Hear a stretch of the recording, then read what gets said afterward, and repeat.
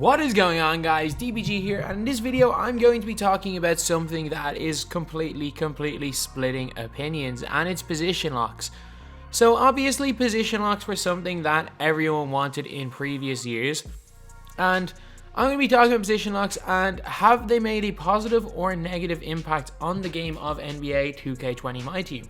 And I'm going to be looking at different stages. I'm going to be looking at day one, I'm going to be looking at now, and I'm going to be looking at kind of throughout the year.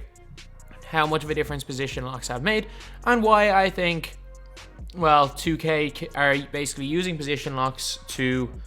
Well, I basically made a video on this earlier in the year, and it was almost a rant video about why I thought position locks were a bad thing, but there definitely has been positives.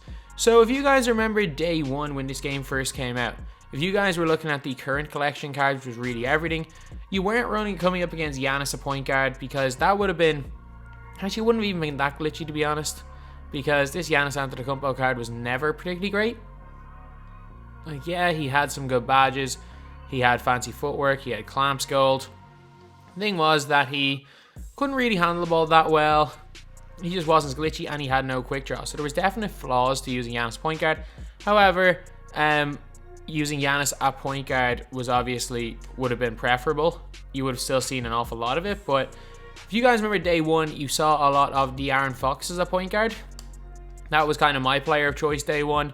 You saw a little bit of John Wall at point guard. When we were looking at premium cards, I can't even remember who was premium cards. But then from token cards, you saw a lot of Bob Sura as a point guard. Some people were running with people that realized straight away how important clamps was were out there running with Ron Harper. And you saw the odd time like Anthony Simons. You saw a couple of Markelle Fultz. But it was kind of those type of players that were being ran a point guard. Whereas if this was a previous year, you probably wouldn't have seen any of them. So you would have seen an awful lot of Terrence Ferguson's at point guards. Where is he? Is he a two guard? Terrence Ferguson, yeah. So you would have seen a lot of him at point guard back in the old days, because Terrence Ferguson had got goal clamps. He had goal quick first step, and also could kind of do a little bit of everything. He had a decent three ball. He not a great ball handle, but a good defender and moderately fast. So that's kind of the difference the game would have made at the very start had it been what it was in previous years. And then as the year went on, we saw a lot of really good point guards. So from about, I'd say maybe the middle of November till probably January is when we saw, or sorry, not middle of October till about January. That's when we were looking at these premium packs like the Kevin Garnett pack. And you would have saw a lot of like Kobe's a point guard. You would have saw a lot of other players.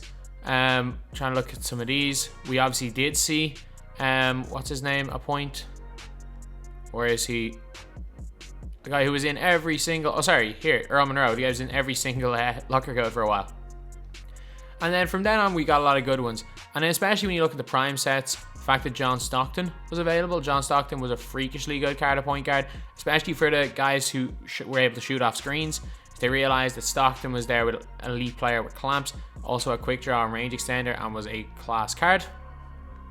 And yeah, so that was pretty much it from the kind of start to the middle of the year. And then once we got Derrick Rose and Baron Davis, we were looking at some elite point guards in the game. There was a lot of really good ones. So that's kind of the way the point guard position was at the start of the year anyway.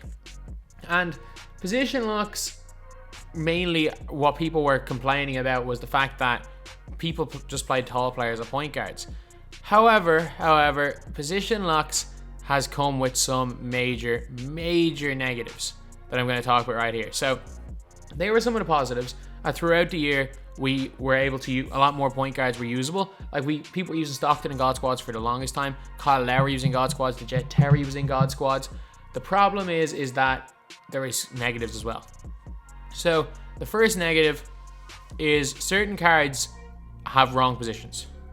So for example, what we saw straight away was the fact that the reward or the premium, the moments of the week, where was it, Luka Doncic here? This card here, small forward / two guard, has literally the exact same stats as this Luka Doncic. And I mean like the exact same stats. There is no difference. They're the exact same card, except one of them can play point guard and one of them can't. So obviously that was a little bit of a negative with that. And then they did a bunch of things like, if you guys search up diamond power forwards, position power forward, they just made a load of players power forward for no reason. Just for example, Gerald Wallace, don't know why he's power forward. Paul Pierce, never played power forward in his career. Paul Pierce was a small forward / 2 guard. Kawhi Leonard is also a power forward primary position. That is just straight up a lie. He is not a power forward. But he's a power forward in 2K because they tried to use that to manipulate overalls. Miles Bridges is a 6'6 power forward. If you guys look at the Spotlight Sim players, Mikal Bridges. Mikal Bridges is a small forward that sometimes plays the 2, but apparently he's a power forward because his overall ratings are too high that if 2K allowed him to play the 2, he would be, I don't even know. I don't actually even know. Maybe it's because he'd be a little bit too good at the 2. They don't want him to be a good card. Because, for example, Mikal Bridges would be a very, very effective 2 guard. A little bit small for a small forward and definitely can't play the power forward.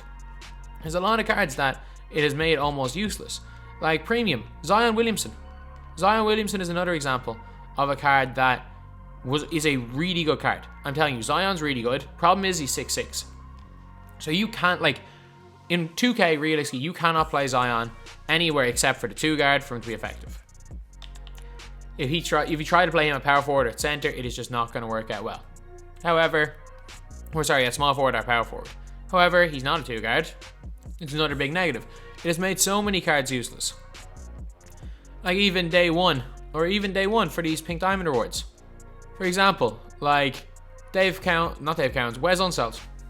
Wes Unseld, day 1, would have been one of the best power forwards in this game. However, he is 6'7" and can only play center. For that reason, he may have 30 great gold badges, he may have a great release, he may be a decent shooter. Problem is, he's a 6'7" center, so he's worthless. He is worthless. There are so many players that are worthless because of their positions.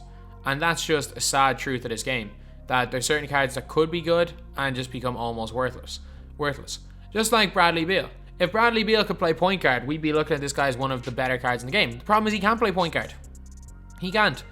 But yet, there are certain cards that don't play point guard, like J.R. Smith, that have a point guard card.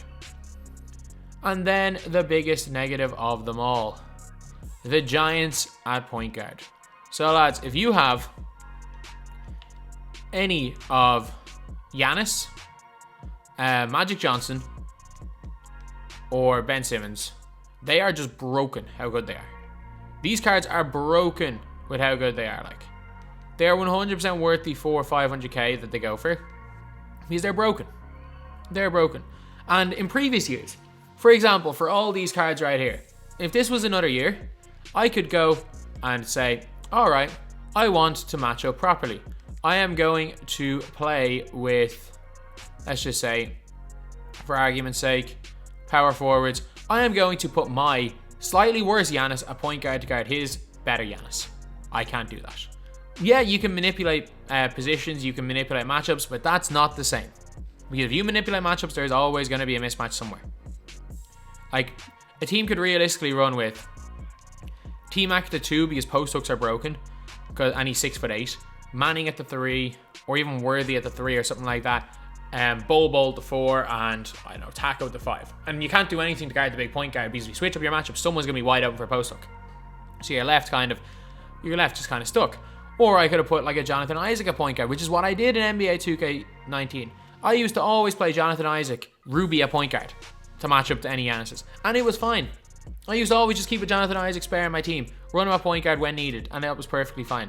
However, now, thankfully, Isaac Bonga exists. Because I'm telling you, if Isaac Bonga did not exist, this would be a much bigger negative than it is. Because now you have some guy who can kind of contain those cards. A 6'8", big, strong point guard who can kind of contain those guys. But other than that, like, those guys were just running riot. There was no way to stop these guys. There was absolutely no way to stop these big guys. And that is a big negative. The 2K are now using the position locks to just give random players cards in random positions and just making them unguardable. And that's where the problem is. Like, Giannis, unguardable. Magic was unguardable. To be fair, because of Bonga, they're slightly more guardable. But there were so many cards that were unguardable because of what 2K did. And that was the big negative of position locks. So, do I think position locks have been a good or a bad thing in 2K? I honestly think that there was times in the game where it's been good, and right now they're a disaster. I genuinely think that the idea of position locks helps the game of my team. However, what was very, very obvious from even before the game was that 2K were not going to implement them the way people wanted. It was so obvious that Giannis was getting a point guard card. It was so obvious that LeBron was getting a point guard card. Like, that was... Anyone who thought at the start of the year that they weren't going to do that was crazy. Anyone who thought that this was not going to happen does not know 2K, has not played 2K over the years. This was an obvious thing to happen, and I think that it's a weird one because you need Isaac Bonga now. Like, if you don't have 500, if you don't have a 1 million MT squad realistically, you need Isaac Bonga.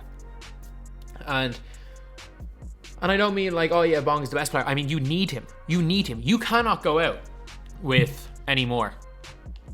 I know, Jay Williams, who would have been a fantastic card around Christmas. Or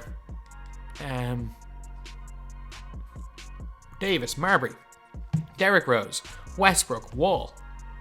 You can't use any of them anymore because you're coming up more often than not against a giant at point guard. And when you're coming up against a giant at point guard, you need a giant to match up with them. Otherwise, you're kind of screwed. Yeah, some people might run small guys to 2 or to 3, where you can kind of manipulate matchups and you should be okay. But there's a lot of situations where you cannot do anything. You're in a mismatch everywhere. With how broken post hooks are, literally, if you have a 3-inch height advantage anywhere on the court, you are going to score post hooks. But yeah, that is pretty much it. I think that I'm kind of indifferent on the whole position locks thing throughout the year. I think that it definitely changed the way people played my team at the start of the year. It changed a few things. I was a person that would much prefer no position locks. I'm saying that right now. However, I do think it brought some good at some stage in the game.